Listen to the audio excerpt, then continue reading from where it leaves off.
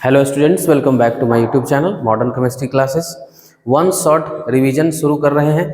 पिछले क्लास में हम जो सेंटअप का एग्ज़ाम था उसमें सॉल्यूशन किए थे ऑब्जेक्टिव का। अब अभी हम लोग चैप्टर वाइज करेंगे वन शॉट रिवीजन। तो जो मेन पार्ट है उसको हम लोग कवर अप करेंगे। जैसे कि आप यहाँ पर देख रहे हैं सॉल्यूशन चैप्टर लिए हैं। अब सॉल्यूशन चैप्टर को दो पार्ट में हम इसको डिस्कस करेंगे। एक सॉल्यूशन एंड कॉलिगेटिव प्रॉपर्टी है, तो सॉल्यूशन को अभी कर दे रहे हैं, और एक पार्ट जो इसका कॉलिगेटिव प्रॉपर्टी है वो दूसरे लेक्चर में हो जाएगा।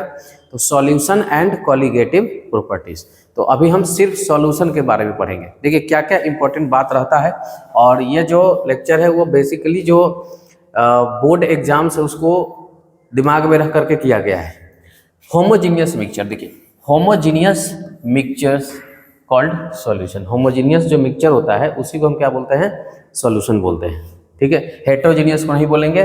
जो सॉल्यूशन होते हैं वो होमोजीनियस मिक्सचर होते हैं। अब आप जैसे कि जानते हैं कि सॉल्यूट होते हैं और सॉल्वेंट होते हैं, सॉल्यूट प्लस सॉल्वेंट, और दोनों को मिला करके क्या बनता है, सॉल्यूशन। अगर ये सॉल्यूशन मतलब है तो ये होमोजीनियस मिक्सचर होगा।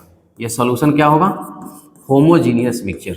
तो काफ़ी बेसिक क्वेश्चन पूछा जाता है, तो याद रखना है कि होमोजीनियस मिक्सचर को क्या बोलेंगे, सॉल्यूशन बोलेंगे। अब सॉल्यूट को हम बी से और सॉल्वेंट को हम ए से जनरली रिप्रेजेंट करते हैं। कहीं कहीं पर 1 और 2 से भी इसको रिप्रेजेंट किया गया है। सॉल्यूट का पहचान क्या है, देखिए सॉल्यूट का पहचान है कि ये लीस्ट अमाउंट में होता है।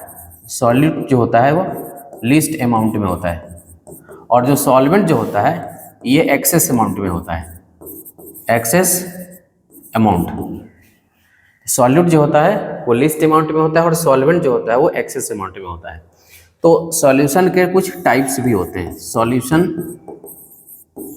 अगर दो कंपोनेंट है तो बाइनरी सॉल्यूशन, बाइनरी सॉल्यूशन दो कंपोनेंट के लिए, ठीक है। उसी तरह से अगर 3 कंपोनेंट हो गया तो क्या बनता है, टर्नरी सॉल्यूशन। टर्नरी सॉल्यूशन उसको बोलेंगे। अगर 4 होगा तो क्वाटरनरी सॉल्यूशन बोलेंगे इसको, क्वाटरनरी सॉल्यूशन। लेकिन हम बता दें कि आपको यहाँ पर सिर्फ किसके बारे में पढ़ना है, बाइनरी सॉल्यूशन के बारे में पढ़ना है। यहाँ पर हमें टर्नरी और क्वाटरनरी सॉल्यूशन के बारे में बिल्कुल भी नहीं पढ़ना है। We will discuss about only क्या, बाइनरी सॉल्यूशन एंड सिर्फ बाइनरी सॉल्यूशन। टर्नरी और क्वाटरनरी सॉल्यूशन डिस्कस नहीं किया जाएगा। सिर्फ आपके यहाँ पर सिलेबस में 2 कंपोनेंट को मिलाकर के जो सॉल्यूशन बनता है वो चीज़ होता है। तो होमोजीनियस मिक्सचर को कहते हैं सॉल्यूशन, और सॉल्यूशन में सॉल्यूट और सॉल्वेंट होते हैं। सॉल्यूट जो लीस्ट अमाउंट में होता है और जो सॉल्वेंट जो एक्सेस अमाउंट में होता है। ऐसे पहचानने का और भी तरीका है कि सॉल्यूट अपना आइडेंटिटी लॉस कर देता है, अपना पहचान खो देता है। सॉल्वेंट जो है अपना आइडेंटिटी मेंटेन करता है। जैसे शुगर और वाटर, तो शुगर सॉलिड है, मिक्स होने के बाद वो सॉलिडनेस खत्म हो जाता है उसका, तो इसलिए वो क्या होता है, सॉल्यूट। और सॉल्वेंट जो वाटर पहले भी लिक्विड था, बाद में भी लिक्विड रहता है। तो उतना जानने का जरूरत नहीं है, बस आपको सिर्फ क्या ध्यान रखना है, जो लीस्ट अमाउंट में है वो क्या होगा, सॉल्यूट, और जो एक्सेस अमाउंट में है वो क्या होगा, सॉल्वेंट होगा। दोनों के मिलने के बाद क्या बनता है, होमोजीनियस मिक्सचर, जिसे कि हम कहते हैं सॉल्यूशन। सॉल्यूशन बाइनरी होते हैं, टर्नरी होते हैं, क्वाटरनरी होते हैं। तो ये जो क्लासिफिकेशन है ये है based on number of component, based on number of component, ठीक है। चलिए, उसके बाद होता है types of solution. Physical state के आधार पर, based on physical state, based on physical state.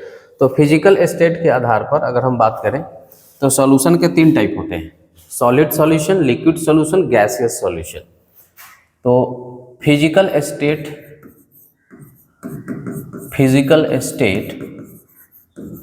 Of solvent, जो सॉल्वेंट का फिजिकल स्टेट होगा वही डिसाइड करेगा सॉल्यूशन का physical state. Decide physical state of solution, physical state of solution, ठीक है। तो अगर हमारा सॉल्वेंट लिक्विड है तो लिक्विड सॉल्यूशन होगा, अगर हमारा सॉल्वेंट सॉलिड है तो सॉलिड सॉल्यूशन होगा, और अगर हमारा सॉल्यूशन गैसियस है तो वो गैसियस सॉल्यूशन होगा। तो अभी हम क्या करते हैं, इस तरफ सॉल्यूट को लिख लेते हैं और इधर रहेगा सॉल्वेंट, दोनों मिल करके बनाएंगे सॉल्यूशन। ठीक है, solute, solvent and solution. Solute में क्या है, ध्यान से देखिएगा, सॉल्यूट में क्या है कि फिजिकल स्टेट सॉल्वेंट का हम अभी गैस रहने देते हैं, गैस, और इधर 3 स्टेट चेंज करेंगे, एक बार सॉलिड लेंगे, एक बार लिक्विड लेंगे और एक बार गैस लेंगे। ठीक है, तो यहाँ ये जो बनेगा ये गैसियस सॉल्यूशन बनेगा, ये बनेगा गैसियस सॉल्यूशन। तो आप देख पा रहे हैं कि जो सॉल्वेंट का फिजिकल स्टेट है वही सॉल्यूशन का फिजिकल स्टेट होता है। उसी तरह से अगर सॉल्वेंट लिक्विड हो, सॉलिड के फिजिकल स्टेट से कोई मतलब नहीं है, वो तो सॉलिड हो सकता है, लिक्विड हो सकता है और गैस हो सकता है, लेकिन जो सॉल्यूशन बनेगा वो इस सॉल्वेंट के फिजिकल स्टेट के आधार पर बनेगा। तो ये क्या बन जाएगा, लिक्विड सॉल्यूशन, ये बना लिक्विड सॉल्यूशन। उसी तरह से अगर मान लीजिए यहाँ हम सॉलिड ले लेते हैं, सॉलिड,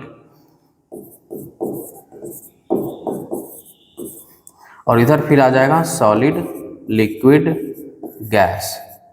2 सॉलिड को यहाँ पर नहीं लेंगे हम लोग, तो यहाँ पर जो भी सॉल्यूशन बनेगा वो क्या बनेगा, सॉलिड सॉल्यूशन। तो फिजिकल स्टेट के आधार पर अगर हम सॉल्यूशन का टाइप बताएं तो वो 3 तरह के होंगे, solid solution, liquid solution and gaseous solution. ठीक है, फिर इसके कुछ एग्जांपल्स भी होते हैं, नॉट मच इंपॉर्टेंट। तो ये था टाइप्स ऑफ सॉल्यूशन।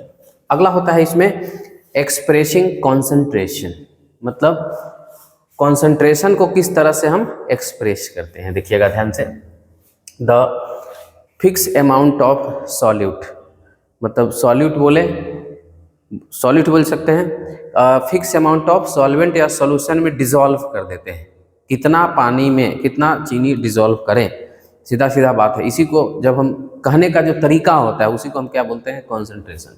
मतलब fix amount of solute, fix amount of solute that can be dissolved in fixed amount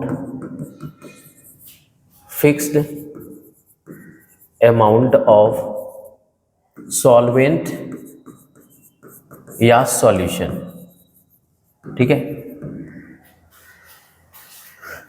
जैसे मैथमेटिकल फॉर्म अगर हम कॉन्सेंट्रेशन का लिखें तो ऊपर रहेगा अमाउंट ऑफ सॉल्यूट, हमेशा ऊपर रहेगा अमाउंट ऑफ सॉल्यूट, और जो नीचे रहेगा वो रहेगा amount of solution. Amount of, कभी कभी सॉल्वेंट होता है और कभी कभी क्या होता है, सॉल्यूशन होता है। ठीक है, तो यही एक जनरलाइज्ड फॉर्म हो जाएगा कॉन्सेंट्रेशन को। अब यहाँ पर हमारे सिलेबस में बोर्ड के अकॉर्डिंग जो कॉन्सेंट्रेशन है वो टाइप्स ऑफ कॉन्सेंट्रेशन में यहाँ पर लिखते हैं, टाइप्स ऑफ कॉन्सेंट्रेशन, जिसमें पहला होगा percentage by mass, percentage by mass, mass percentage बोलते हैं, W/W एक होता है। दूसरा होता है percentage by volume, volume V/V। ठीक है, तीसरा होता है ppm, जिसका फुल फॉर्म होता है parts per million, parts per million, ppm इसको बोलते हैं। उसी तरह से तीसरा होता है, चौथा होता है मोलारिटी, उसके बाद एक और होता है, 1 मिनट, सबसे पहले लिखते हैं मोल फ्रैक्शन, एक मोल फ्रैक्शन भी होता है। और मोल फ्रैक्शन का तो इस चैप्टर में बहुत ज़्यादा इस्तेमाल होता है। 5वां है मोलारिटी, और 6ठा होगा मोलालिटी। तो यही कॉन्सेंट्रेशंस हैं, percentage by mass, percentage by volume, parts per million, mole fraction, molarity and molality. तो इतना कंसंट्रेशन को आप डिफिनीशन जरूर, ऐसे ज़्यादातर सबसे ज़्यादा जो पूछा जाता है एग्जामिनेशन में वो ये तीनों पूछा जाता है। ये तो बहुत रेयर है या फिर अभी तक नहीं पूछे गए हैं, लेकिन मोल फ्रैक्शन, मोलारिटी और मोलालिटी ये हमेशा कोई ना कोई पूछ लिया जाता है, उसका डिफिनीशन, उसका फार्मूला, उस पर क्वेश्चंस पूछ दिए जाते हैं। तो चलिए एक एक करके जल्दी जल्दी इसको हम डिस्कस कर लेते हैं। जैसे कि सबसे पहला है, यहाँ पर आप देख रहे हैं headlines, mass percentage. Mass percentage यानी कि 100 ग्राम सॉल्यूशन में कितना ग्राम सॉलिड सॉल्यूट वहाँ पर है, मतलब अमाउंट ऑफ, इसको हम ऐसे लिख पाएंगे कि amount of solute present in 100 gram of solution. 100 gram of solution, 100 gram solution है तो उसमें सॉल्यूट का कितना मास प्रेजेंट है, तो उसी को हम क्या कहते हैं, परसेंटेज बाय मास कहते हैं। एज फॉर एग्जांपल, अगर यहाँ पर एक एग्जांपल बनाएं, जैसे हम कहेंगे कि 10% ग्लूकोज वेट बाय वेट है, तो इसका क्या मतलब होगा, 10% ग्लूकोज वेट बाय वेट का मतलब हुआ, इट मीन्स 10 ग्राम ग्लूकोज, ठीक है, 10 gram glucose present in 90 gram of solvent, 90 gram of solvent, जिससे कि total solution, mass of solution क्या बन जाता है, मास ऑफ सॉल्यूशन बन जाएगा 10 + 90 = 100 ग्राम। तो यही होता है परसेंटेज बाय मास का मतलब हो गया कि 100 ग्राम सॉल्यूशन में सॉलिड सॉल्यूट जो है, वेट कब होगा, जब सॉलिड सॉल्यूट होगा, कितना ग्राम सॉल्यूट सॉल्यूशन में प्रेजेंट है या फिर कितने सॉल्वेंट में प्रेजेंट है। इसको लिखने का एक और तरीका होगा कि 10 gram glucose present in 100 gram of solution, और करके यहाँ पर हम चाहें तो लिख सकते हैं कि 10 gram glucose present in 100 gram of solution. तो जब इस तरह से एक्सप्रेस करते हैं किसी भी कॉन्सेंट्रेशन को, तो उसे हम कहते हैं परसेंटेज बाय मास या फिर मास परसेंट, W/W इसको बोला जाता है। ठीक, in the same way next article है weight by V/V, volume by volume. यहाँ पर देखिए volume percentage, volume percentage, volume percentage क्या है कि कितना सॉल्यूट जो कि लिक्विड स्टेट में है, जो कि यहाँ पर वॉल्यूम आ गया, तो ml of solute, ml of solute, और ये सॉल्यूट क्या होगा, लिक्विड होगा, present in 100 volume of solution, volume of solution, so that it gives 100 ml solution, 100 ml solution।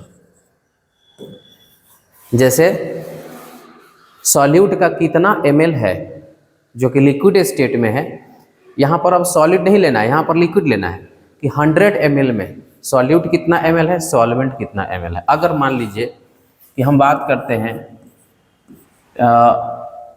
10% alcohol aqueous in aqueous, अगर ऐसा हम लिखते हैं 10% alcohol in aqueous, aqueous means water, तो इसका मतलब होगा इट मीन्स दैट कि 10 ml alcohol present in 90 ml of water, 90 ml of water, ठीक है। तो मतलब क्या लिखा कि ml of solute present in volume of solution so that it gives 100 ml of solution, मतलब कि 10 ml अगर हम अल्कोहल को 90 ml H2O में अगर मिक्स करते हैं तो ये कहलाएगा 10% वॉल्यूम बाई वॉल्यूम, दोनों का क्या लेना है, वॉल्यूम लेना है, तो ये हो गया। उसके बाद होता है पार्ट्स पर मिलियन, मिलियन का मतलब याद रखना है आपको 10⁶।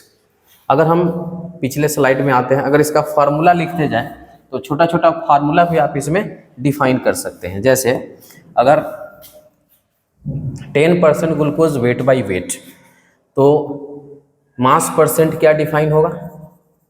मास परसेंट डिफाइन होगा mass of solute, mass of या one component, mass of one component by total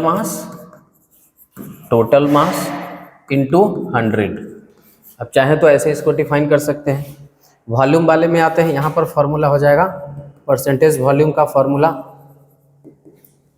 volume of one component या सॉल्यूट का volume of one component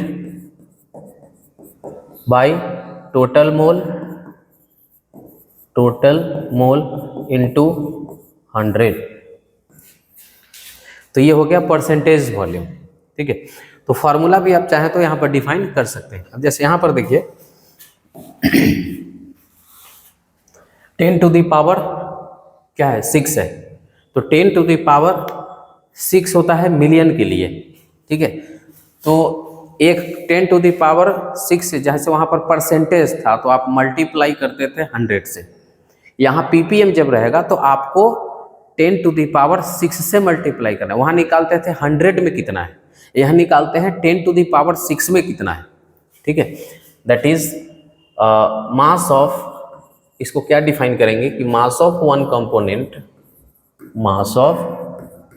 component, एक कंपोनेंट का मास प्रेजेंट इन 10⁶ पार्ट। 10⁶ पार्ट में कैसे? अगर इसको हम डिफाइन करना, मतलब फार्मूला अगर लिखना चाहे ppm का, तो क्या होगा कि मास of one component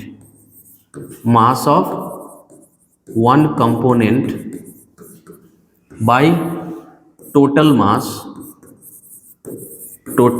mass into, अब आपको 100 नहीं करना है, सॉरी, अब क्या करना है आपको 10⁶ करना है।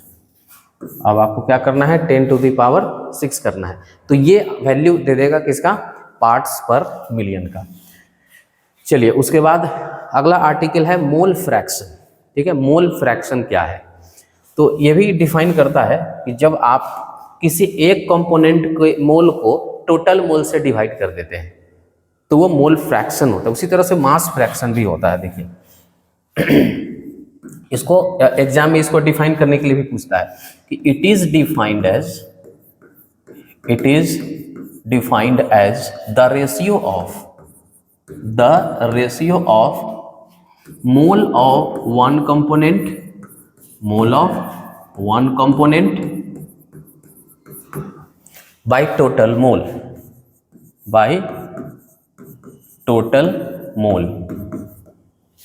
ठीक है, mole of one component by total mole. चलिए अब यहां पर आते हैं, मान लेते हैं कि A प्लस B, ठीक है, A और प्लस B, A और B दो कंपोनेंट है। ठीक है, तो A का मोल है Na और B का मोल है Nb। अब हमें टोटल मोल लेना है। टोटल मोल क्या हो जाएगा? टोटल मोल हो जाएगा Na प्लस Nb, ये टोटल मोल हो गया। तो डिफिनीशन कहता है कि अगर आप किसी का मोल फ्रैक्शन निकालना चाहते हैं तो उसके मोल को ऊपर रखिए और टोटल मोल से डिवाइड कीजिए।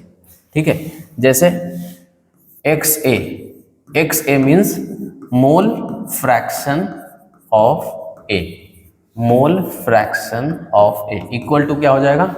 A का mole by total mole. A का मोल Na और टोटल मोल हो जाएगा Na प्लस Nb। ठीक है, Na प्लस Nb। उसी तरह से अगर B का मोल फ्रैक्शन आपसे पूछता है तो क्या लिखेंगे कि B का मोल ऊपर होगा और टोटल मोल नीचे आएगा। ठीक है, ये हो जाएगा मोल फ्रैक्शन ऑफ B। और एक और चीज यहाँ पर ध्यान रखना है कि अगर आप मोल फ्रैक्शन को जोड़ते हैं, टोटल मोल फ्रैक्शन ऐड करते हैं तो वो 1 के बराबर होता है। तो sum of mole fraction equal to 1, यानी कि हम लिखेंगे कि XA plus XB equal to 1, ऐसा। ठीक है, तो ये बहुत इंपॉर्टेंट पार्ट है। आगे जब रावल्ट्स लॉ अगर हम लोग पढ़ेंगे तो वहाँ पर इसका बहुत अच्छे से यूज होता है, तो इसको अच्छे से आपको समझ लेना है। चलिए यहाँ पर एक और चीज़ मेंशन कर देते हैं। क्या मेंशन करते हैं? ये टेम्परेचर से इंडिपेंडेंट होता है। It is independent from temperature.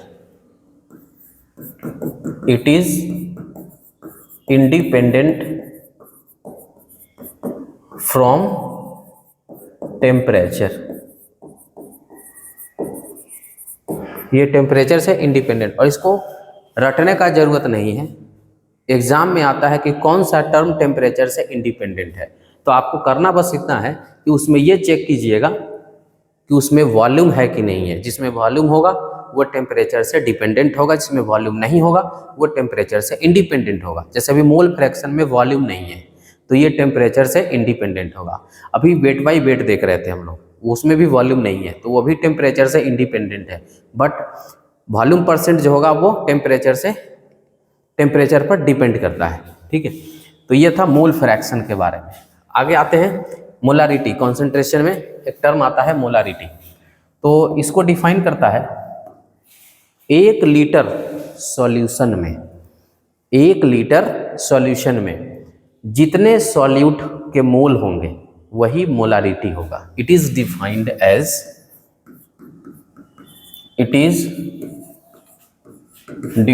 As number of mole of solute, number of mole of solute present इन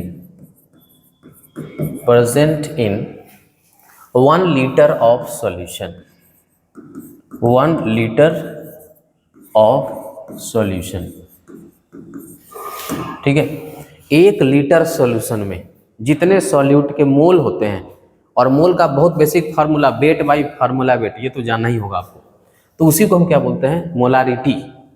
अच्छा बताइए, इसमें तो लीटर है तो वॉल्यूम आ गया है ना, यानी कि मोलारिटी का फार्मूला होगा molarity equal to number of moles of solute, numbers of moles of solute by volume of solution in litre, volume of solution in litre. ये इसका फार्मूला हो गया। ठीक है, सिंबल के फॉर्म में अगर हम इसको लिखें, मोलारिटी को हम लोग कैपिटल M से लिखते हैं, NB यानी कि मोल of solute, volume in litre होगा सॉल्यूशन का, ये फार्मूला हो गया। अगर वॉल्यूम ml में है तो 1000 से डिवाइड करके उसको लीटर बनाना आपका काम होगा। Molarity equal to NB by volume in ml into 1000। ठीक है, और तब ये बन जाएगा लीटर में, और ये एक अलग फार्मूला हो गया।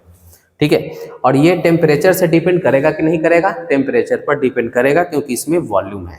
तो यहाँ पर ये टर्म हम फिर लिखेंगे कि इट डिपेंड्स अपॉन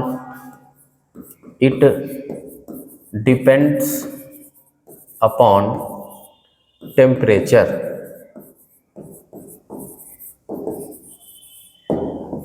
ठीक है, ये टेम्परेचर पर डिपेंड करता है। तो बोर्ड एग्जाम के लिए इतना काफ़ी है। आपको मोल्स निकालने का व्यवस्था रहेगा, वॉल्यूम पता हुआ रहेगा, आपको बताया रहेगा, बस डिवाइड करेंगे क्या निकल जाएगा? आपको मोलारिटी निकल जाएगा। ठीक है, तो इस तरह से मोलारिटी कंप्लीट हुआ। चलिए आगे आते हैं। मोलालिटी। मोलालिटी क्या है? देखिए, मोलालिटी कहता है कि 1 kg सॉल्वेंट लेना है। अब सॉल्यूशन का वॉल्यूम नहीं लेना है, अब सॉल्वेंट का मास लेना है। मास कितना लेना है? 1 kg। सॉल्वेंट के 1 kg में सॉल्यूट के कितने मोल्स होते हैं, उसी को हम लोग क्या कहते हैं? मोलालिटी कहते हैं। तो यहाँ पर इसको डिफाइन करेंगे। It is defined as the number of moles of solute present in number of moles of solute present in per KG of solvent, per KG of solvent. Solvent के 1 केजी में solute के कितने moles हैं, वही क्या होता है, molality होता है। फॉर्मूला लिखें, मोलालिटी, मोलालिटी को हम स्मॉल m से लिखते हैं, equal to number of moles of solute, solute के मोल डिवाइडेड बाय सॉल्वेंट का मास, सॉल्वेंट इन केजी, ये ऐसा। तो ये फार्मूला हो जाएगा, ठीक है। सिंबल के फॉर्म में molality equal to NB by solvent in KG, solvent in KG, ये फार्मूला होगा। मतलब ये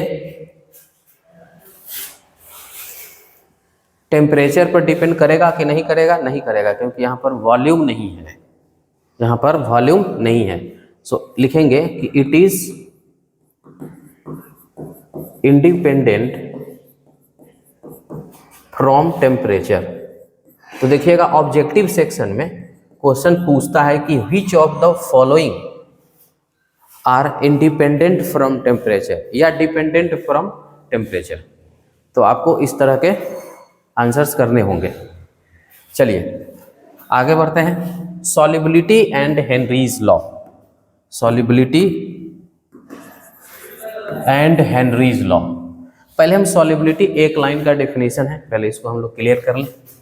देखिए सॉल्युबिलिटी क्या होता है, ये जस्ट कॉन्सेंट्रेशन टाइप से ही है, ठीक है। वन शॉट में क्वेश्चन नहीं हो पाएगा, आपको क्विक रिवीजन करवा रहे हैं कि क्या क्या था इस चैप्टर में, ठीक है, और ज़्यादा समय भी नहीं लगेगा।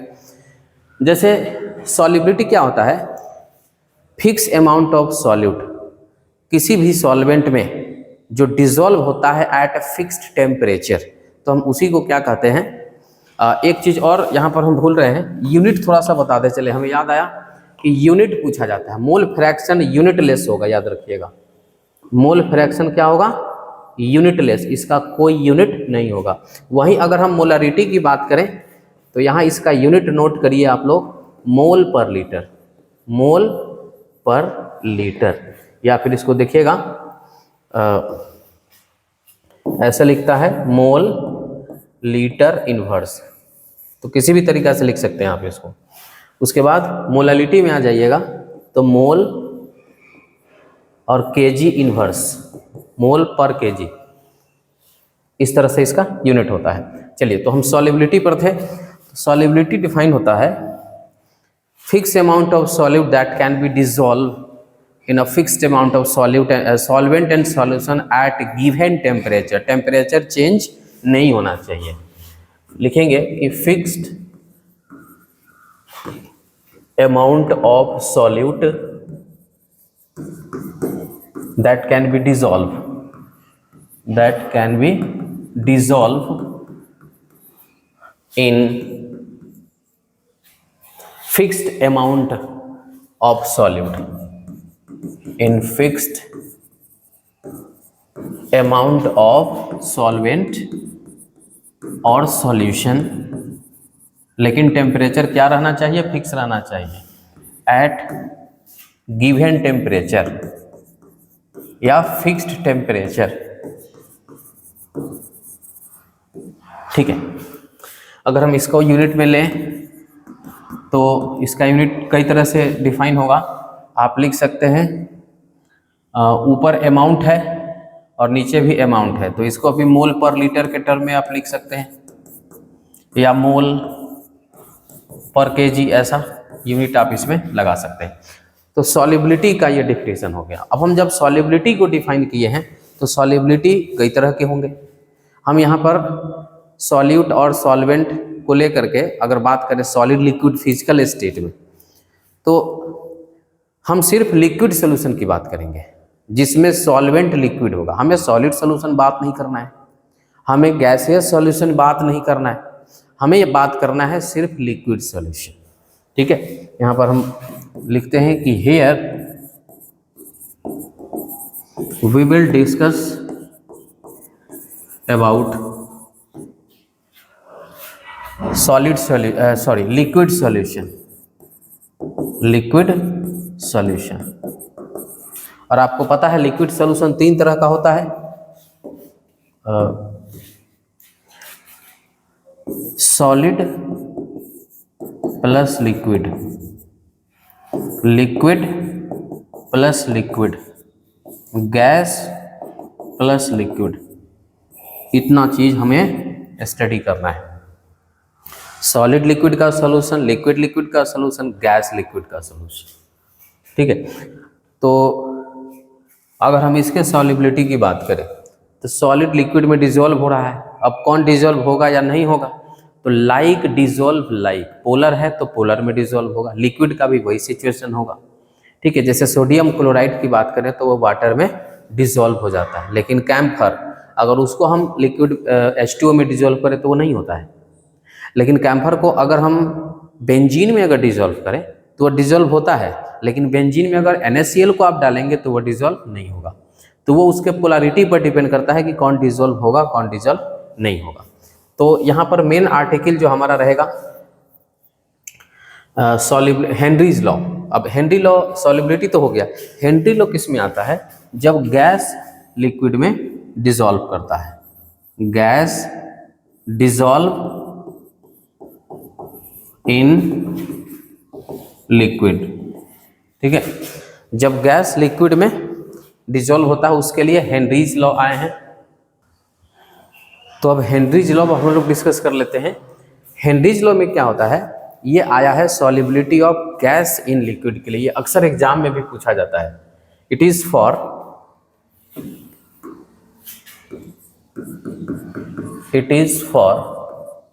solubility of gas in liquid। ठीक है, it is for solubility of gas in liquid। अब जैसे होता क्या है कि जब आप गैस को कंप्रेस करते हैं लिक्विड के ऊपर तो वो कंप्रेस होकर के लिक्विड के अंदर जाने लगता है, कॉन्डेंस्ड होने लगता है। एक छोटा सा फिगर से आप इसको समझ सकते हैं कि मान लीजिए ये लिक्विड है, ऊपर गैस मॉलिक्यूल है। ठीक है,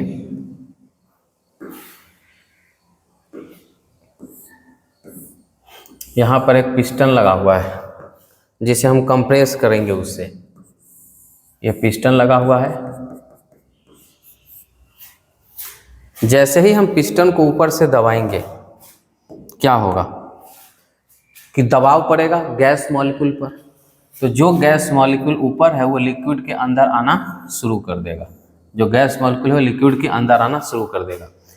तो क्या हुआ, जितना ज़्यादा प्रेशर लगाएंगे उतना ज़्यादा लिक्विड के अंदर गैस मॉलिक्यूल कॉन्डेंस्ड होगा।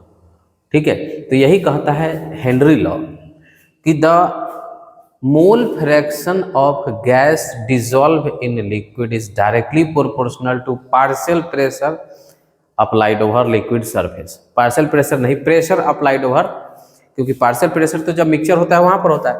या फिर इसको दो तरीका से डिफाइन करते हैं। देखिए, इसका कहना है उतना ही मोल फ्रैक्शन लिक्विड के अंदर जाएगा जितना कि ऊपर से आप प्रेशर लगाएंगे। ठीक है, the mole fraction present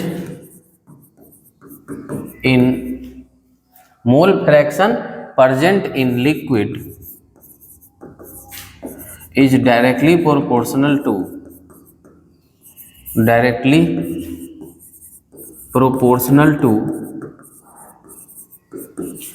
pressure applied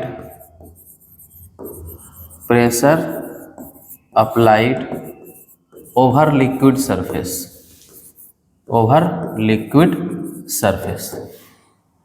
ठीक है, या फिर एक और तरीका है इसको लिखने का कि वेपर में गैस के मॉलिक्यूल्स उतने ही होंगे जितने कि वो डिसॉल्व्ड होंगे लिक्विड में। ठीक है, the mole fraction of gas,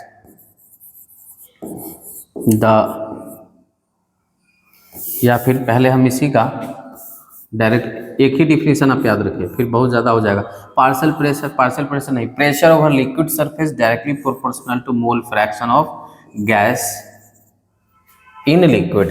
तो ऊपर से जितना ज़्यादा प्रेशर पड़ेगा तो गैस का जो मोल फ्रैक्शन है उतना ही ज़्यादा इस लिक्विड के अंदर आएगा। अब इस प्रोपोर्शनलिटी कांस्टेंट को हटा करके एक कांस्टेंट देते हैं KH, और ये हो गया X, P बराबर KH इंटू X।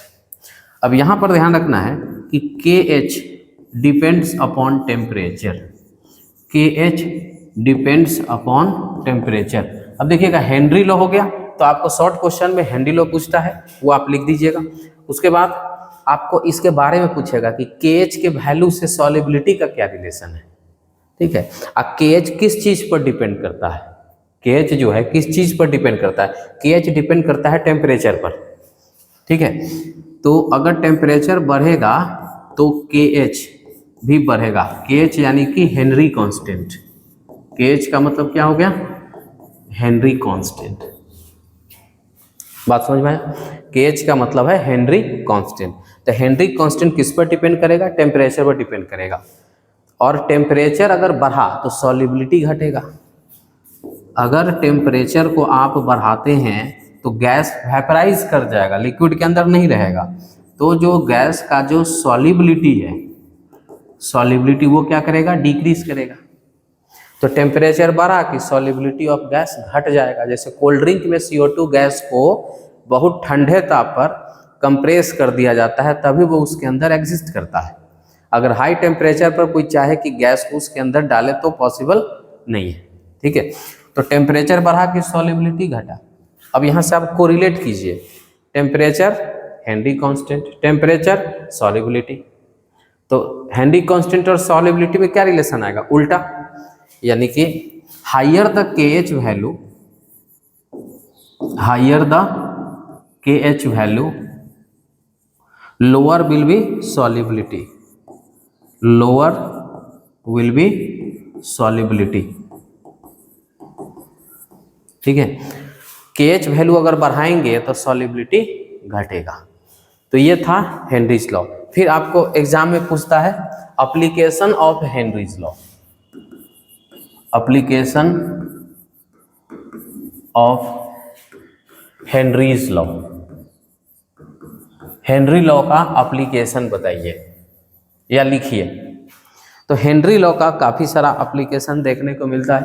जैसे कि अभी आपको हम बताए कि लिक्विड को गैस में डालने के लिए कोल्ड ड्रिंक का एग्जाम्पल ले लीजिए, ठीक है। तो इसमें 2 एग्जाम्पल जरूर दीजिएगा, स्क्यूबा डाइवर्स का, स्क्यूबा डाइवर्स जो गोताखोर होता है उसके बारे में लिखेंगे कि वो जो है नीचे नाइट्रोजन गैस लेकर के जाता है ताकि उसके नस में जो गैस बबल्स बनेगा उसको फिल कर दिया जाएगा ताकि उसका कोई मेडिकल कंडीशन डेवलप नहीं होगा। और दूसरा एग्जाम्पल दे देंगे क्या बोलते हैं वो पहाड़ पर चढ़ने वाला आदमी को, माउंटेन क्लाइंबर, ठीक है, माउंटेन क्लाइंबर, कि जब ऊपर जाते हैं तो प्रेशर कमता है, प्रेशर के कारण ऑक्सीजन का लेवल हमारे ब्लड में कम होने लगता है, जिसके कारण we are unable to think, और वहाँ पर एक मेडिकल कंडीशन फिर से डेवलप होने लगता है, जिसके लिए वहाँ पर ऑक्सीजन गैस ले करके जाया जाता है, ठीक है। तो प्रेशर ज़्यादा रहेगा तो ब्लड में ऑक्सीजन ज़्यादा डिजॉल्व होगा, प्रेशर जहाँ कम होगा ब्लड में ऑक्सीजन कम डिजॉल्व होगा। तो ये मतलब एक एप्लीकेशन हो सकता है किसका, हेनरी लॉ का। तो इसी के बारे में आपको डिटेल में लिख देना है। चलिए आगे आते हैं, वेपर प्रेशर क्या है, वेपर प्रेशर क्या है, और वेपर प्रेशर में ही आपको पढ़ना होगा उसका चीज़ है राउल्ट्स लॉ। वेपर प्रेशर में देखिए, वेपर प्रेशर पहले डिफाइन कर लेते हैं कि क्या है, कि at equilibrium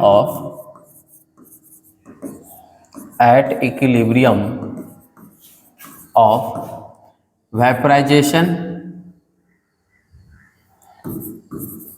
and condensation, vaporisation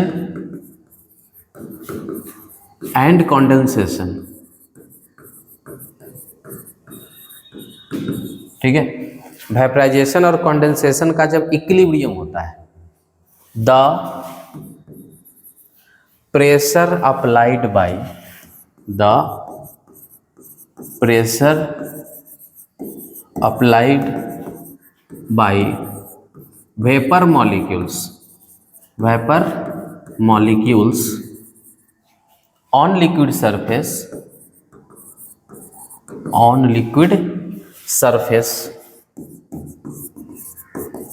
is called vapor pressure। इसे हम क्या कहेंगे? वेपर प्रेशर कहेंगे।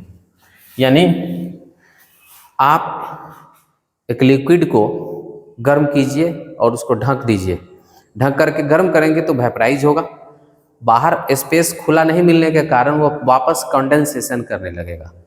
तो जिस रेट से वेपराइज हुआ उसी रेट से कंडेंस्ड अगर होने लगेगा, इक्विलिब्रियम में आ जाएगा, उस पॉइंट पर वेपर मॉलिक्यूल्स के द्वारा जो लिक्विड सरफेस पर प्रेशर अप्लाई हो रहा है कंडेंस्ड होने के लिए, उसी को हम लोग क्या बोलते हैं? वेपर प्रेशर बोलते हैं। ठीक है। अब उसके बाद है राउल्ट्स लॉ। अब ये जो वेपर प्रेशर आप अभी पढ़े, ये तो किसी का भी हो सकता है। यहाँ पर चूंकि हम लोग बाइनरी सॉल्यूशन पढ़ने वाले हैं, ठीक है, यहाँ पर हम लोग क्या पढ़ने वाले? Binary solution. तो बाइनरी सॉल्यूशन में हो सकता है वोलाटाइल होगा, एक होगा वोलाटाइल लिक्विड और एक होगा नॉन वोलाटाइल। वोलाटाइल और नॉन वोलाटाइल क्या होता है? वोलाटाइल जो वेपर प्रेशर में जो वेपर में कन्वर्ट होगा, जो वेपराइज करेगा, और नॉन वोलाटाइल जो वेपर में कन्वर्ट नहीं होगा। ठीक है, उसी को हम लोग क्या बोलते हैं? Non volatile. तो राउल्ट्स लॉ वोलाटाइल के लिए अलग है, नॉन वोलाटाइल के लिए अलग है। तो आइए हम यहाँ पर राउल्ट्स लॉ देखते हैं। राउल्ट्स लॉ क्या है? पूछता है ना कि डिफाइन या explain Raoult's law. Raoult's law कहते हैं कि अगर वोलाटाइल लिक्विड वाला सॉल्यूशन है, जैसे ए और बी दोनों वोलाटाइल लिक्विड है, तो वेपर प्रेशर दोनों के लिए होगा। तो सॉल्यूशन का जो वेपर प्रेशर होगा उसके अंदर ए के चलते पार्शियल वेपर प्रेशर ए होगा और बी के लिए पार्शियल वेपर प्रेशर बी होगा। तो ए के लिए पार्शियल वेपर प्रेशर डिपेंड करेगा ए के मोल फ्रैक्शन पर, और बी के लिए जो पार्शियल वेपर प्रेशर होगा वो डिपेंड करेगा बी के मोल फ्रैक्शन पर। फिर बाद में टोटल प्रेशर निकालने के लिए हम डाल्टन्स लॉ अप्लाई कर लेते हैं। ठीक से और ध्यान से सुनिएगा कि राउल्ट्स लॉ क्या कहता है। राउल्ट्स लॉ कहता है कि अगर कोई सॉल्यूशन ए और बी से मिलकर के बना हुआ है, ए मॉलिक्यूल और बी मॉलिक्यूल दोनों ही वोलाटाइल है, तो सॉल्यूशन में दोनों के चलते वेपर प्रेशर आएगा। तो ए के चलते जो वेपर प्रेशर होगा, जिसे हम पार्शियल वेपर प्रेशर कहते हैं, उस सॉल्यूशन का वो ए के मोल फ्रैक्शन के सीधा समानुपाती, डायरेक्टली प्रोपोर्शनल होगा। और जो बी प्रेजेंट है सॉल्यूशन में, उसके लिए जो वेपर प्रेशर होगा वो बी के मोल फ्रैक्शन के डायरेक्टली प्रोपोर्शनल होगा। ठीक है। अब इसी चीज को यहाँ पर हम डिफाइन करते हैं, राउल्ट्स लॉ, और हम यहाँ पर ए नंबर में लिख लेते हैं for volatile liquid, for volatile liquid. फिर बाद में हम नॉन वोलाटाइल के लिए बात कर लेंगे। तो लिखेंगे कि according to Raoult's law, according to Raoult's law, Raoult's law के according partial vapour pressure, partial vapour pressure of component A is directly proportional to mole fraction of that component, और यहाँ कंपोनेंट को हम क्या माने हैं? ए माने। आप ये नहीं भी लिख सकते, आप लिख सकते हैं कि partial vapour pressure of any component in the solution is directly proportional to mole fraction of that component. ठीक है, अगर हम ए मान लिए हैं तो चलिए हम इसको ए को हटा ही देते हैं। ठीक है, क्या हुआ कि partial vapour pressure of component is directly proportional to mole fraction of that component. चलिए अब इसको लिखते हैं कि if A and B are two component, दो कंपोनेंट है, ठीक है, बाद में ए भी मान लेते हैं, तो पार्शियल वेपर प्रेशर जो होगा ये directly proportional to mole fraction of A होगा। तो यहाँ से हम इस प्रोपोर्शनल साइन को हटा के प्रोपोर्शनलिटी कांस्टेंट जो देते हैं वो देते हैं पी ए नॉट एक्स से। सिमिलरली बी के लिए जो पार्शियल प्रेशर होगा वो बी के मोल फ्रैक्शन के डायरेक्टली प्रोपोर्शनल होगा। फिर यहाँ पर हम लिख सकते हैं P B equal to P B not X B. ठीक है, अब हम टोटल प्रेशर क्या लिखेंगे, P A plus P B, यानी कि P A not X A plus P B not X B. ठीक है, ये लॉन्ग क्वेश्चन में जनरली पूछा जाता है। इसको आप और आगे बढ़ा सकते हैं कि चूंकि x A plus x B बराबर 1, किसी एक के मोल फ्रैक्शन के टर्म में आप इसको लिख सकते हैं। तो एक्स ए के जगह पर हम लिख सकते हैं 1 माइनस एक्स बी। चलिए एक्स ए के जगह पर लिख देते हैं P A not into 1 minus X B plus P B not X B. तो आप चाहे तो इसको कॉमन लेकर के अपना एक्सप्रेशन तैयार कर सकते हैं। यही हुआ राउल्ट्स लॉ। और जानते हैं राउल्ट्स लॉ का एक ग्राफ भी है, राउल्ट्स लॉ का एक ग्राफ भी होता है। यहां पर हम मोल फ्रैक्शन ए ले लेते हैं और बी ले लेते हैं। लॉन्ग क्वेश्चन में ये पूरा डिटेल में लिखना पड़ता है कि इस एक्सिस पर हम क्या ले रहे हैं, मोल फ्रैक्शन, और इस एक्सिस पर क्या ले रहे हैं हम, वेपर प्रेशर। और A is more volatile than B, more volatile than B, यानी A का जो मोल वेपर प्रेशर होगा वो ज़्यादा होगा। देखिए A का ज़्यादा होगा और B का क्या होगा, कम होगा। ठीक है,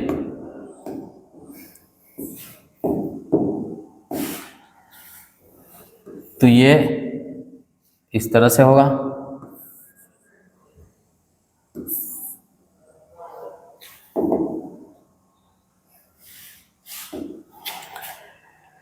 देखिए ये वैल्यू हो जाएगा पी ए नॉट और ये वैल्यू हो जाएगा P B not. P A not P B not क्या है, P A not P B not है प्योर स्टेट में वेपर प्रेशर, जब वो सॉल्यूशन में नहीं था, जब वो अकेला था तो उस समय उसका क्या था, वेपर प्रेशर। और पी ए का मतलब होता है कि सॉल्यूशन में जो ए के चलते प्रेशर है उसको पी ए लिखते हैं। और पी ए नॉट क्या होता है, जब वो सॉल्यूशन में नहीं था, जब अकेला था। ठीक है, अब यहाँ पर एक्स ए इक्वल टू 1, धीरे धीरे घटते घटते 0 हो जाएगा, और एक्स भी अभी 0 था जो कि बढ़ते बढ़ते 1 हो जाएगा। तो यहाँ पर सिर्फ ए है तो इसलिए मोल फ्रैक्शन ए 1 है, यहाँ पर सिर्फ बी है, ए नहीं है, तो इसलिए बी का मोल फ्रैक्शन 1 है, और बीच में दोनों का मिक्स्ड फॉर्म रहेगा।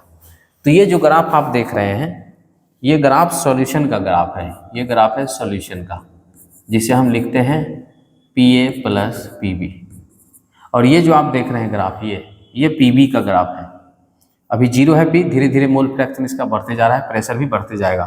तो P B equal to P B not X B. और ये ग्राफ जो है यहाँ पर ए अपने मैक्सिमम लेवल पर है, तो P A equal to P A not X A. ठीक है, so this is the graph of Raoult's law for volatile liquid. अब एक और चीज यहाँ पर हम लोग डिस्कस कर लेते हैं कि राउल्ट्स लॉ का एनवीएस के चलते क्या है। दूसरा, Raoult's law for NVS. NVS means non volatile solute. यहाँ पर जो बी है ये एनवीएस है, नॉन वोलाटाइल सॉल्यूट। अब आप ही बताइए, नॉन वोलेटाइल के लिए वेपर तो बनेगा नहीं, तो वेपर प्रेशर कहाँ से आएगा?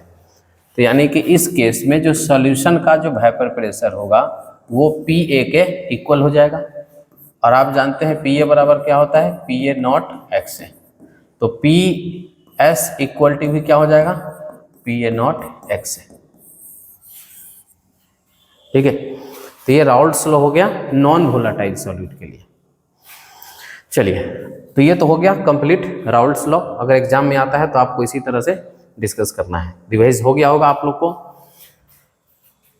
अगला है ideal and non ideal solution. Raoult's law पढ़ने के बाद जो हम लोग का टॉपिक आता है वो आता है आइडियल एंड नॉन आइडियल। ठीक है, तो इस लेक्चर में हम लोग सॉल्यूशन पार्ट को पूरा कवर करेंगे, फिर अगले सेक्शन में हम लोग कॉलिगेटिव प्रॉपर्टी पूरा कवर करेंगे। तो 2 सेक्शन में आपका 1 शॉट ये कंप्लीट रिवीजन हो जाएगा। तो ये समझ लीजिए सॉल्यूशन का 1 शॉट सिर्फ है ये। हम कॉलिगेटिव प्रॉपर्टी का 1 शॉट अगले में क्लियर करेंगे। आइडियल सॉल्यूशन क्या है, देखिए आइडियल सॉल्यूशन। देखिए आइडियल सॉल्यूशन हम ऐसे सॉल्यूशन को कहते हैं जो राउल्ट्स लॉ को फॉलो करता है। Del H mixing 0, del V mixing 0 and obey Raoult's law. अगर आपको एग्जाम में ये क्वेश्चन आता है तो आपको ये लाइन लिखना बहुत इंपॉर्टेंट रहेगा कि द सॉल्यूशन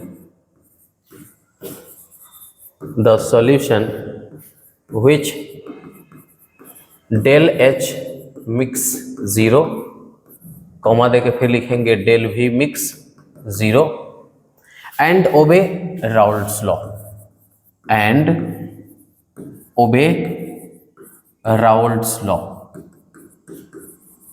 राउल्ट्स लॉ का मतलब कि PA equal to PA not XA होगा, PV equal to PV not XB होगा।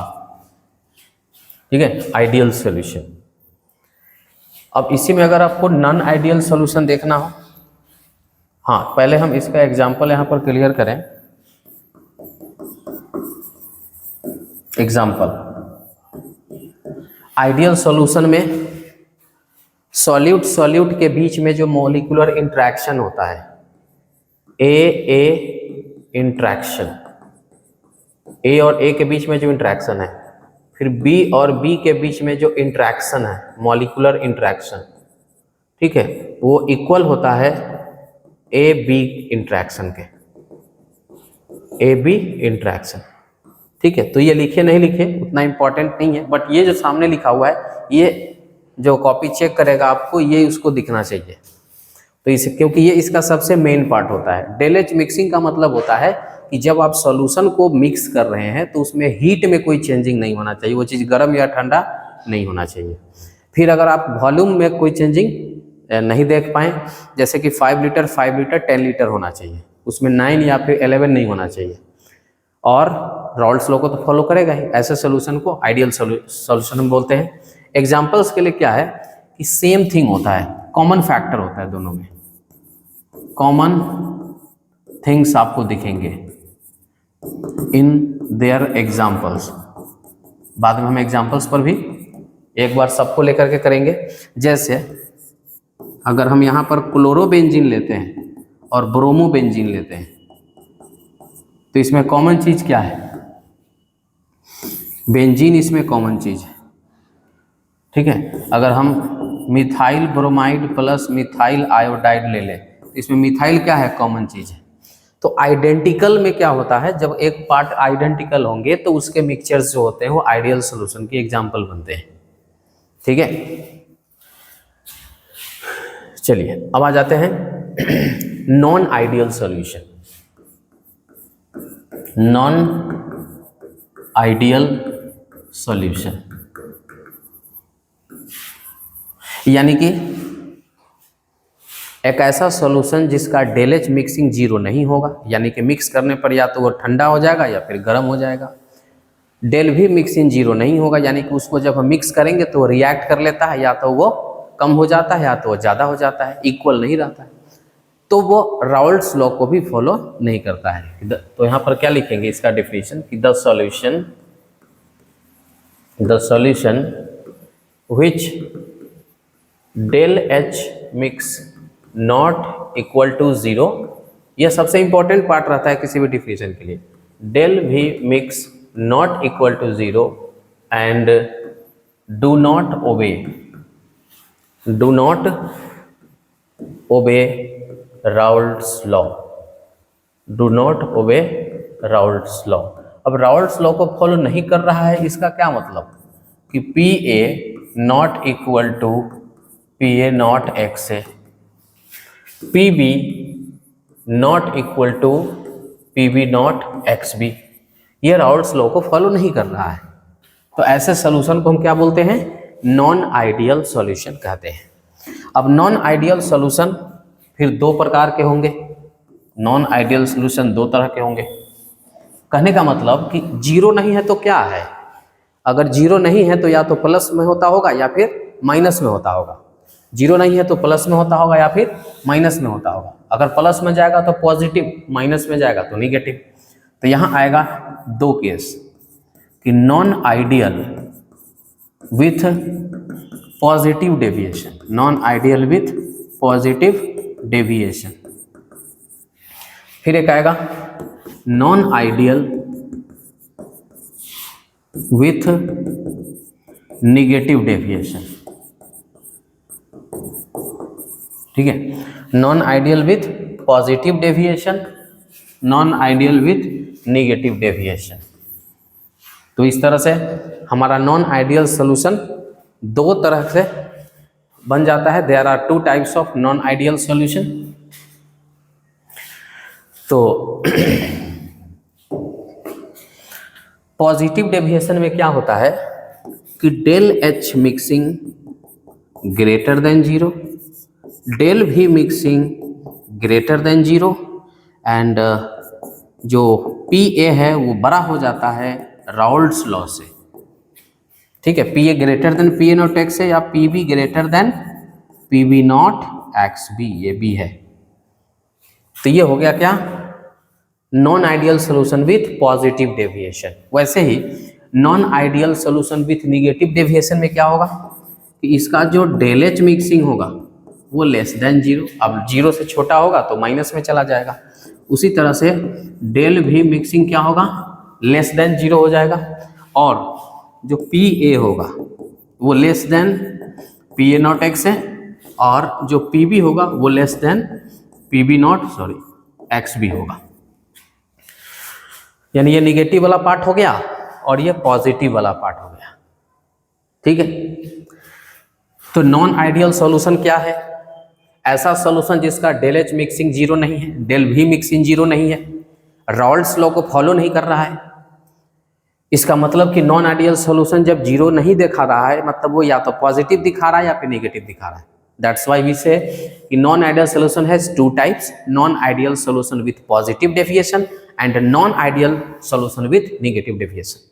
Non ideal solution with positive deviation में क्या होगा? Del H mixing greater than 0 means की positive, del V mixing greater than 0 means की positive, and Raoult's law के according जो pressure आना चाहिए वो राउल्ट्स लॉ से ज़्यादा आएगा। ठीक है, अब ऐसा क्यों हो रहा है एक चीज़ यहाँ पर आपको बताते हैं। वही चीज़ यहाँ पर भी है। देखिए हुआ क्या होगा कि इसमें ए है तो ए और ए के बीच में इंटरेक्शन है और ये है बी तो इसमें बी और बी के बीच में इंटरेक्शन है। बाद में सॉल्यूशन बना दिए, ये सॉल्यूशन है। तो इसमें ए और बी के बीच में इंटरेक्शन है। ठीक है, हुआ क्या होगा? कह रहे हैं कि जो पार्शियल प्रेशर मतलब जो वेपर प्रेशर आ रहा है वो राउल्ट्स लॉ से ज़्यादा आ रहा है। ठीक है, मतलब वेपर प्रेशर ज़्यादा कब आएगा? ज़रा सोचिए। ए और बी के बीच में जो बॉन्ड लेंथ होगा वो बहुत बड़ा होगा, इजीली ब्रेक हो जाएगा और ये वेपर में कन्वर्ट हो जाएगा। या फिर ए बी का इंटरेक्शन वीक होगा। तो इस केस में क्या होगा कि interaction of A B molecule, माने सॉल्यूशन की हम बात कर रहे हैं, A B molecule is A B के बीच जो इंटरेक्शन है, फोर्स है, वो कमजोर हो गया। थोड़ा ही टेम्परेचर पर वो बहुत ज़्यादा वेपर बना दिया। ठीक है, is weaker than weaker than A and B B. अगर हम इंटरैक्शन के लेवल पर अगर बात करें तो, और अगर इंटरमॉलिक्यूलर डिस्टेंस की बात करें, या फिर हम इसको डिस्कस कर सकते हैं इंटरमॉलिक्यूलर डिस्टेंस। अगर इंटरमॉलिक्यूलर डिस्टेंस पर बात करें तो जहां डिस्टेंस ज्यादा होगा तो बॉन्ड कमजोर होगा, तो जल्दी वेपर बनेगा। तो यहाँ पर वेपर ज्यादा बन ही रहा है, मतलब यहाँ का इंटरमॉलिक्यूलर डिस्टेंस मैक्सिमम होगा। Intermolecular distance of A B is more than A and B B. तो कहीं ना कहीं यही रीजन होता है कि पॉजिटिव डेविएशन दिखाने लगता है। ठीक है, अब अगर हम ग्राफ की बात करें, यहां पर इसका ग्राफ हम बनाते हैं।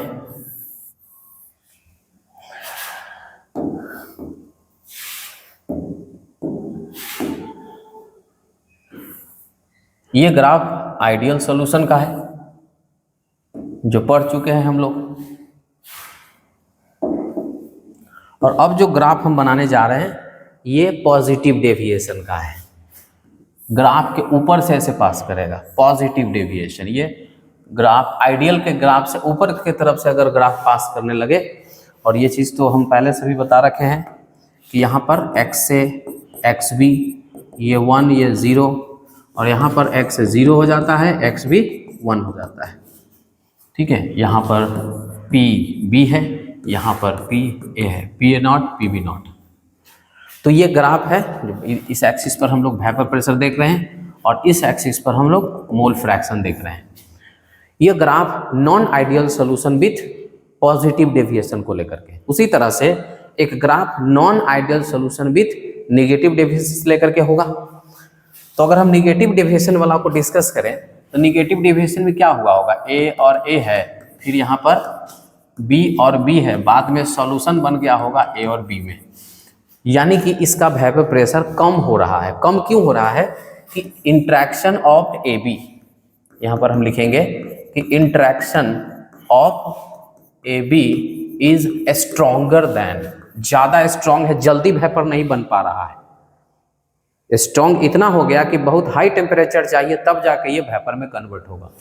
तो interaction of A B is stronger than A and B B. यहां पर भी हम बात कर लेते हैं इसके ग्राफ का। ग्राफ प्लॉट कराते हैं।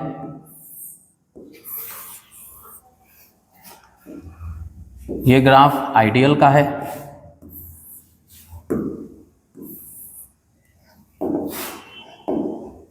x से 1 है, x भी 0 है, यहाँ पर x से 0 और x भी 1। इधर हम वेपर प्रेशर को लेकर के बात कर रहे हैं, ये दिखाएगा PA नॉट और ये दिखाएगा PB नॉट। तो मेरा ग्राफ ऊपर से नहीं जाएगा, अब ग्राफ नीचे से जाएगा, क्योंकि हम निगेटिव डिवीजन में जा रहे हैं। निगेटिव मतलब नीचे से होकर के पास करेगा। जो ग्राफ था आइडियल का उसके नीचे से होकर पास करेगा तो वो क्या होगा, निगेटिव डेविएशन। ये हो गया निगेटिव डेविएशन। तो ये ग्राफ आप देख रहे हैं non ideal solution with negative deviation. ठीक है, फिर से याद कीजिए, ideal solution del H mixing 0, del V mixing 0, obey Raoult's law is called ideal solution. Example में क्या होगा, जो कॉमन फैक्टर वाले एग्जाम्पल्स होते हैं, दोनों में सेम चीज दिखाई देंगे। Identical molecules are the examples of ideal solution. Non ideal solution क्या होते हैं, जिसका डेल एच मिक्सिंग 0 नहीं होता है, जिसका डेल वी मिक्सिंग 0 नहीं होता है, राउल्ट्स लॉ को फॉलो नहीं करता है। अब जब 0 नहीं होता है तो या तो पॉजिटिव होगा या फिर निगेटिव होगा। इसीलिए दो टाइप के नॉन आइडियल सॉल्यूशन होते हैं, एक पॉजिटिव डेविएशन वाले, एक निगेटिव डेविएशन वाले। पॉजिटिव डेविएशन में del H mixing greater than 0, del V mixing greater than 0 and del H mixing less than 0 negative में जाएगा, del V mixing less than negative में जाएगा। अब इन दोनों के एग्जाम्पल्स पर बात करते हैं। देखिए, एग्जाम्पल्स के लिए एक टेक्निक है यहाँ पर। अगर ये ट्रिक अगर आपको याद है तो बहुत इजीली आप फाइंड आउट कर पाएंगे कि कौन सा एग्जाम्पल आइडियल में जाएगा, और कौन सा एग्जाम्पल पॉजिटिव डेविएशन में जाएगा, कौन सा निगेटिव डेविएशन में जाएगा। ठीक है, तो देखिए पॉजिटिव डेविएशन में जनरली क्या होता है, अल्कोहल CH2 CCl4। ठीक है, पॉजिटिव डेविएशन में जनरली क्या रहेगा, अल्कोहल, मतलब एक कंपोनेंट ये जरूर रहेगा उसमें, बाकी और दूसरे होंगे, लेकिन अगर किसी एग्जाम्पल में अल्कोहल दिखाई दे, CH2 दिखाई दे, CCl4 दिखाई दे, तो आपको समझना है कि ये पॉजिटिव डेविएशन के एग्जाम्पल्स हैं। उसी तरह से मतलब निगेटिव डेविएशन के लिए अगर हम बात कर लें, निगेटिव डेविएशन, तो इसमें क्या होगा, याद रखना है, कोई एसिड होता होगा जरूर, या फिर इसमें क्लोरोफॉर्म आता होगा। एसिड चाहे ऑर्गेनिक हो चाहे इनऑर्गेनिक, उससे मतलब नहीं है, बस एसिड आना चाहिए, और क्लोरोफॉर्म। तो 98% आपका ये प्रॉब्लम सॉल्व हो जाता है। जैसे अब हम कुछ एग्जाम्पल से चेक करते हैं कि ये कितना काम करता है। आइए, बेंजीन और टॉल्यून। टॉल्यून में भी बेंजीन होता है, तो बेंजीन उसमें भी इसमें भी है। तो पहले तो ये आइडियल सॉल्यूशन के लिए हो गया, आइडियल सॉल्यूशन। इथेनॉल और साइक्लोहेक्सेन, इथेनॉल अल्कोहल आ गया, अल्कोहल आ गया तो पॉजिटिव डेविएशन हो गया, non ideal solution with positive deviation. ये देखिए क्लोरोफॉर्म, क्लोरोफॉर्म आया तो क्या बोले थे, निगेटिव डेविएशन आ जाएगा। मिथेनॉल वाटर, मिथेनॉल अल्कोहल हुआ, अल्कोहल फिर से क्या हो जाएगा, positive deviation. Ethyl bromide, ethyl iodide, देखिए इसमें भी इथाइल है और इसमें भी इथाइल है, तो क्या हो गया, आइडियल हो जाएगा, ये ideal solution. N butyl chloride, N butyl bromide, इसमें भी ब्यूटाइल है और इसमें भी ब्यूटाइल है, तो ये क्या हो जाएगा, आइडियल वाला केस हो जाएगा। क्लोरोबेंजीन ब्रोमोबेंजीन, ये दोनों में बेंजीन है, ये भी क्या हो जाएगा, आइडियल हो जाएगा। क्लोरोफॉर्म एसिटिक एसिड, अब देखिए एसिड आ गया, किस में जाएगा, निगेटिव। क्लोरोफॉर्म और नाइट्रिक एसिड, ये भी एसिड आ गया, ये भी जाएगा निगेटिव डेविएशन में। CH2 ये जाएगा पॉजिटिव डेविएशन में। तो जो टेक्निक आपको बताए हैं उसको याद रखिएगा, आपको एग्जाम्पल्स में काफ़ी ज़्यादा हेल्प मिलेगा आपको। एक लास्ट पॉइंट आता है सॉल्यूशन में, एजियोट्रॉप। ये एक बहुत छोटा सा चीज़ है, बस डिफाइन करने के लिए आता है। देखिए एजियोट्रॉप को थोड़ा समझना क्या है कि इसका आप वेपर फेज में, वेपर फेज को देखिए या लिक्विड फेज को देखिए, दोनों में जो मिक्सचर का जो कॉम्पोजिशन होता है वो सेम होता है। लिक्विड फेज में भी सेम कॉम्पोजिशन मिलेंगे। अगर मान लीजिए कि A और B है और आप मिक्सचर बनाएं, अब वो मिक्सचर अगर लिक्विड में है तब भी A और B का कॉम्पोजिशन उतना ही होगा जितना कि जब ये वेपर में जाएगा वहाँ होगा।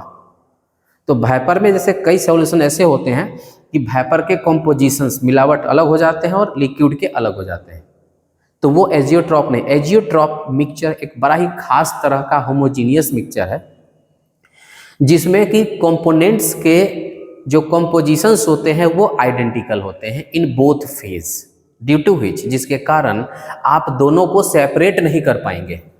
ठीक है, दोनों को फ्रैक्शनल डिस्टिलेशन से कभी भी अलग नहीं कर पाते हैं। तो ऐसे ही मिक्सचर का नाम क्या है, एजियोट्रॉप मिक्सचर है। ठीक है, अब एजियोट्रॉप मिक्सचर में भी मिनिमम बॉइलिंग एजियोट्रॉप होता है और मैक्सिमम बॉइलिंग एजियोट्रॉप होता है। पहले हम एजियोट्रॉप को डिफाइन कर लेते हैं कि the solution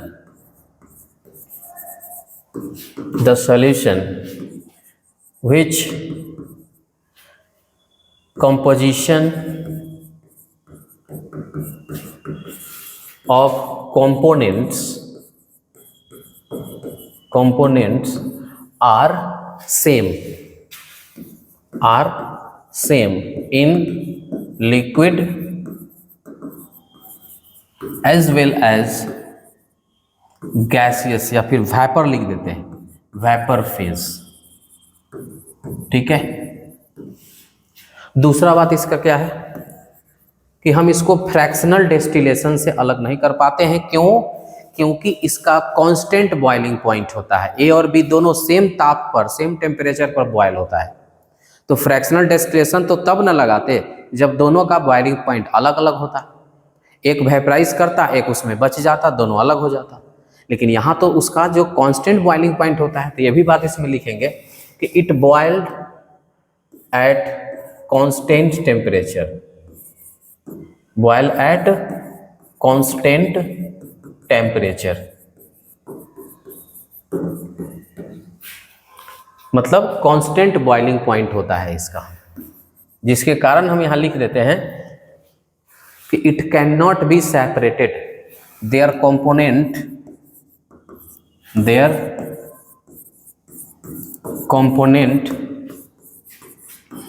cannot be separated by fractional distillation,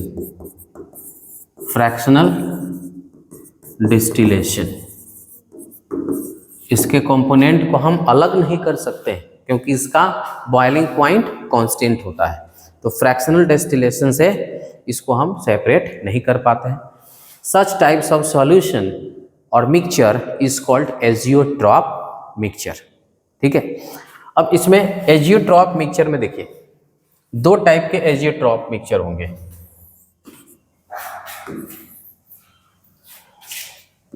constant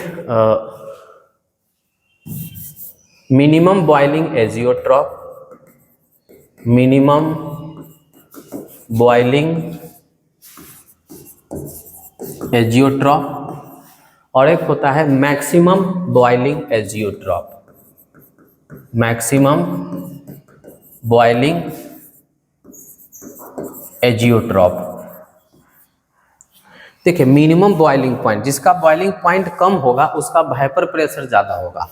ये भी बात यहाँ पर हम मेंशन करेंगे कि मैक्सिमम वेपर प्रेशर, इसका जो वेपर प्रेशर होगा वो क्या होगा, ज़्यादा होगा। जिसका बॉइलिंग पॉइंट मिनिमम होगा यानी कि कम ताप पर बॉयल अगर हो रहा है तो वो बहुत ज़्यादा वेपर बनाएगा। उसी तरह से अगर मैक्सिमम बॉइलिंग हो रहा है, मैक्सिमम बॉइलिंग पॉइंट, ठीक है, तो बॉयल बहुत गर्म कर रहे हैं और वो जल्दी बॉयल ही नहीं हो रहा है तो वेपर भी कम बनेगा उसका। तो यहाँ पर इसका मिनिमम वेपर प्रेशर होगा, minimum vapour pressure.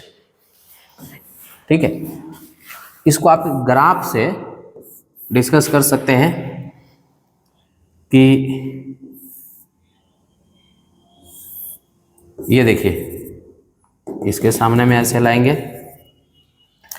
Boiling point,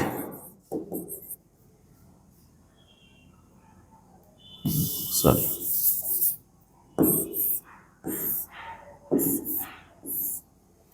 यहाँ पर अगर हम बॉइलिंग पॉइंट देखें, ये यहाँ पर मिनिमम है और यहाँ पर वेपर प्रेशर देखें तो इसका क्या है, ज़्यादा है। तो इसके सामने में ऐसे ड्रॉ करते हैं minimum boiling point, maximum vapour pressure.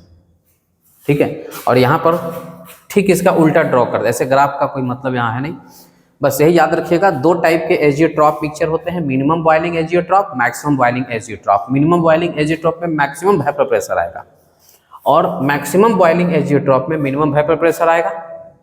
अब जैसे वेपर प्रेशर जब मिनिमम होगा, ध्यान दीजिए अभी जस्ट आपने डेविएशन पढ़ा है, मिनिमम वेपर प्रेशर कम होगा यानी कि निगेटिव डेविएशन का केस होगा। ये केस हो जाएगा किसका, निगेटिव डेविएशन का। और यहाँ पर तो वेपर प्रेशर मैक्सिमम न बन रहा है तो इसीलिए ये हो जाएगा पॉजिटिव डेविएशन का, ये पॉजिटिव डेविएशन डेवलप करेगा। ठीक है, जैसे एसिड का केस ले लें, 68% नाइट्रिक एसिड HNO3, ठीक है, एंड 32% H2O। ये जो एग्जाम्पल होगा ये होगा मैक्सिमम बॉइलिंग एजियोट्रॉप का। और अगर हम मिनिमम बॉइलिंग एजियोट्रॉप की बात करें 95.5% इथेनॉल, क्योंकि अल्कोहल क्या देता है, पॉजिटिव डेविएशन। ऐसे याद रख लेंगे इसको, ये अल्कोहल है, पॉजिटिव एसिड है, निगेटिव डेविएशन, तो सब एक दूसरे से जुड़ा हुआ है। तो ये था एजियोट्रॉप। इसी एजियोट्रॉप टॉपिक के साथ जो इस चैप्टर का एक भाग है सॉल्यूशन, वो पूरा तरह से कंप्लीट हो गया है। और इसका अगला भाग है कॉलिगेटिव प्रॉपर्टी, उसको भी हम वन शॉट में क्लियर करेंगे नेक्स्ट वीडियो में। आज के लिए इतना ही। Thank you.